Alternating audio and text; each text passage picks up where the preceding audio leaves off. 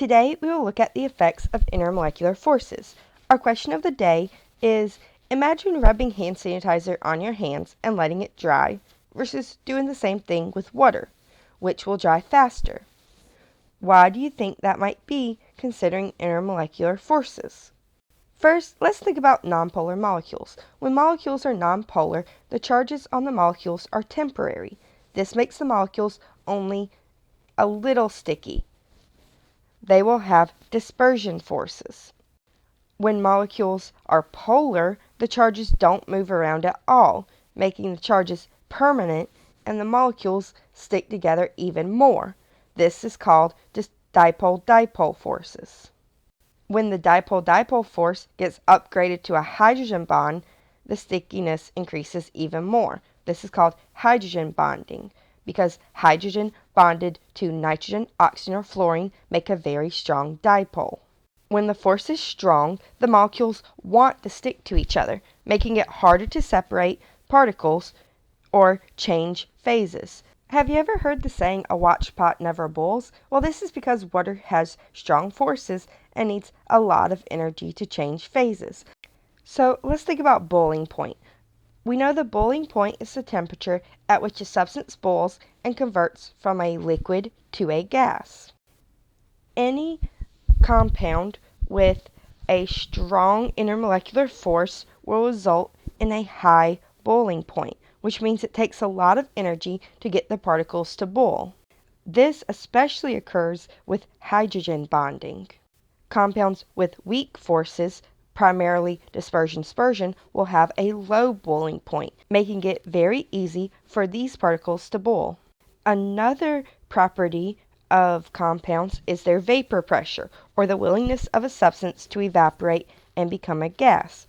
Think about puddles on the ground after it rains. Puddles don't need to boil in order to dry up. They just gradually dry up over time.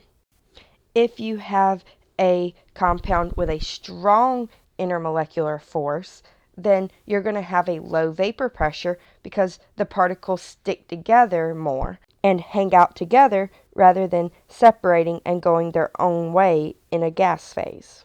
Particles with weak intermolecular forces have a very high vapor pressure because they don't stick together very well, so it makes it easier to evaporate or go their own separate way. Surface tension is another property. It's the ability of a substance to stick to itself and other surfaces. That's why water beads up, because it likes to stick to itself. Compounds with strong intermolecular forces tend to have high surface tension because they stick to each other and often repel other substances with lower polarity. Compounds with weak intermolecular forces tend to have low surface tension. They don't really stick together very well. Now, pause the video and try the show what you know questions. Let's look at the following compounds and decide what sort of forces they have. The official abbreviation for hydrogen bonding is H-bond. For dipole-dipole forces is dip-dip. And for dispersion forces is LDF, because they're called London dispersion forces. Now, if you look at number 1, H2O is an example of an H bond, because hydrogen and oxygen are both present. If you look at H2S, that would be dipole-dipole, because you have the S, which is much more electronegative, and the partial negative is going to be near the S. Now we have CCl4, which is a nonpolar molecule, which means it can only have London dispersion forces.